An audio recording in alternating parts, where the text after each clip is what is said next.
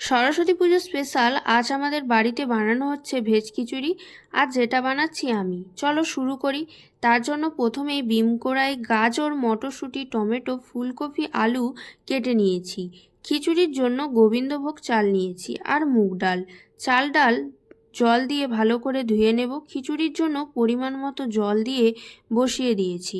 জল গরম হতে হতে ততক্ষণে ফুলকপিটা অল্প লবণ জল দিয়ে কিছুক্ষণ ভাপিয়ে নেব। খিচুড়ির জন্য জল গরম হয়ে গেলে চাল ডাল তুলে দেব।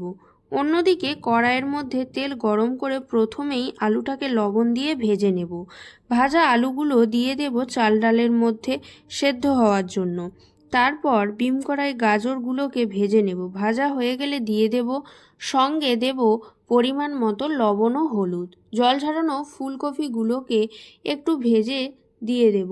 কফিটা ভাপানো ছিল তাই শেষে দিয়েছি। তোমরা চাইলে সব সবজিগুলোকে একসঙ্গে ভেজে দিয়ে দিতে পারো। শুঁটিগুলোকেও দিয়ে দেব। আবারও কড়াইয়ের তেল গরম করে দিয়েছি টমেটো, একটু ভেজে দেব আদা। কাঁচা গন্ধ না যাওয়া পর্যন্ত ভেজে নেব। দিয়েছি চিনি, লঙ্কা, গোলমরিচ গুঁড়ো। সব কিছুকে মিশিয়ে খিচুড়ির হাঁড়িতে দিয়ে দিয়েছি।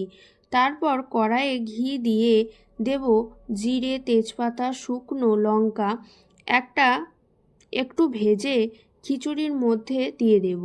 সব কিছুকে ভালো করে মিশিয়ে নেব। দেব ধনেপাতা। সব কিছু ভালো করে সুসিদ্ধ হয়ে গেলে নামানোর আগে গরম মশলা দিয়ে নামিয়ে নিলেই রেডি হয়ে যাবে গোবিন্দভোগের চালের খিচুড়ি। দেখতে যেমনই সুন্দর হয়েছিল, খেতেও কিন্তু সুন্দর হয়েছে। সঙ্গে ছিল বেগুন ভাজা, শিম ভাজা। তোমরা কে কী খেলে আর কোথায় কি ঘুরতে গেলে সরস্বতী পুজোর দিন অবশ্যই জানিও। ভালো লাগলে অবশ্যই like, comment, share and subscribe করে দিও। আজ এতদূর, দেখা হবে নেক্সট কোনো ভিডিওতে। ততক্ষণে